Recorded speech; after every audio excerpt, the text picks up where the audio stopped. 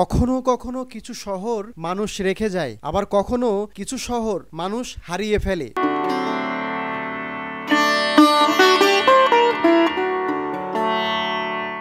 বাংলাদেশের বুকেও আছে এমন এক শহর যার প্রতিটি ইট, প্রতিটি জানালা, প্রতিটি দরজায় জড়িয়ে আছে শত বছরের ইতিহাস।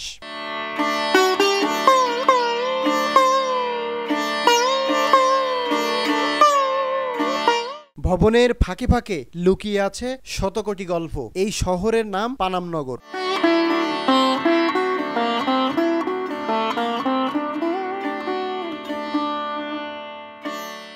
নারায়ণগঞ্জ জেলার সোনারগাঁওয়ে অবস্থিত এই নগরটি একসময় বাংলার অন্যতম গুরুত্বপূর্ণ ব্যবসায়িক ও আবাসিক এলাকা ছিল। 1500 শতকে ঈশা খাঁর আমলে যখন সোনারগাঁও বাংলার রাজধানী ছিল, তখন থেকেই পানাম ছিল বাণিজ্যিক যোগাযোগের কেন্দ্রবিন্দু।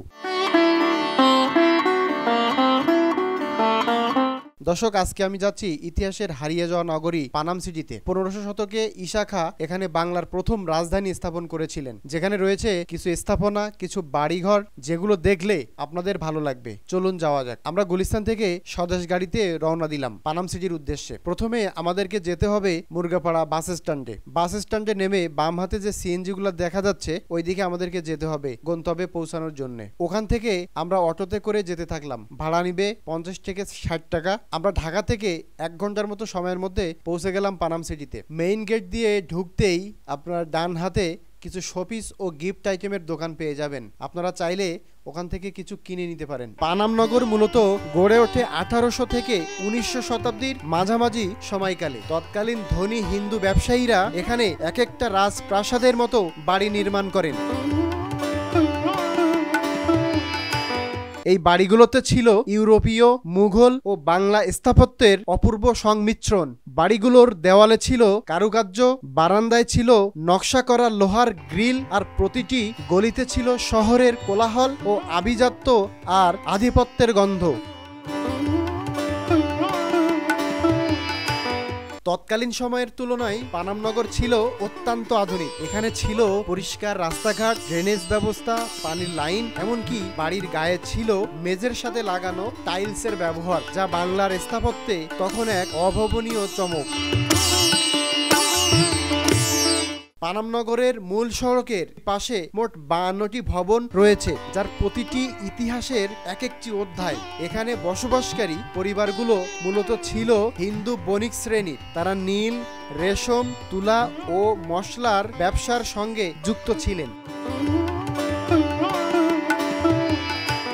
এই নগর ছিল তাদের ঐতিহ্য, পরিচয় আর অহংকারের প্রতীক। কিন্তু ইতিহাস শুধু গৌরব নিয়ে গড়ে ওঠে না, তার সাথে জড়িয়ে থাকে ভাঙনের গল্প। 1947 সালের দেশভাগ, তারপর 1965 সালে ভারত পাকিস্তান যুদ্ধ, এসব সময় হাজারো হিন্দু পরিবার পানামনগর ছেড়ে চলে যান।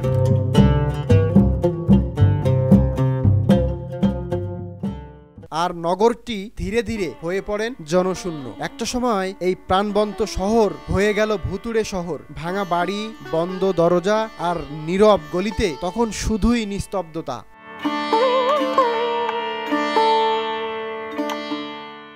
চুরি, অবহেলা আর সংরক্ষণের অভাবে বাড়িগুলো আজ অনেকটাই ধ্বংস প্রায়। তবুও এই শহরটি এখনো দাঁড়িয়ে আছে মাথা উঁচু করে, কথা বলে দেওয়ালের ফাটলে, স্মৃতির গন্ধে।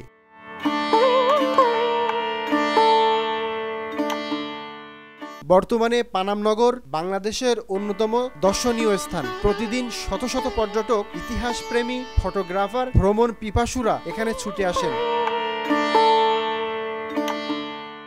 তারা শুধু ছবি তুলতে নয়, এই নিঃসঙ্গ প্রাচীন শহরের গল্পগুলো নিজের চোখে দেখতে চায়। এখানে প্রতিটি বাড়ি এক একটি চরিত্র।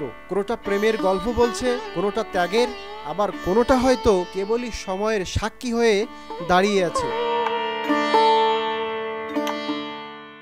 সরকার এবং প্রত্নতত্ত্ব অধিদপ্তরের উদ্যোগে এই শহরকে ধীরে ধীরে সংরক্ষণ করা হচ্ছে, তবে প্রয়োজন আরো যত্ন, আরো গবেষণা। পানামনগর শুধু একটা ধ্বংসপ্রাপ্ত শহর নয়, এখানে আমাদের ইতিহাস, আমাদের উত্তরাধিকার, আমাদের অস্তিত্ব।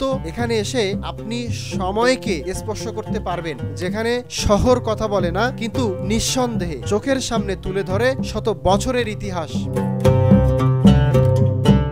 পানাম নগর আমাদের মনে করিয়ে দেয় যে শহরগুলো হারিয়ে যায়, তাদের একটা হৃদয় থাকে, একটা শূন্যতা যা বলে আমাকে ভুলে যেও না। তাই একদিন যখন সময় হবে চলে আসবেন পানাম নগরে, কোনো বাড়ির সামনে দাঁড়িয়ে চোখ বন্ধ করবেন, তখন দেখবেন একটা শহর আপনাকে গল্প বলছে, শুধু আপনি শুনতে জানলে।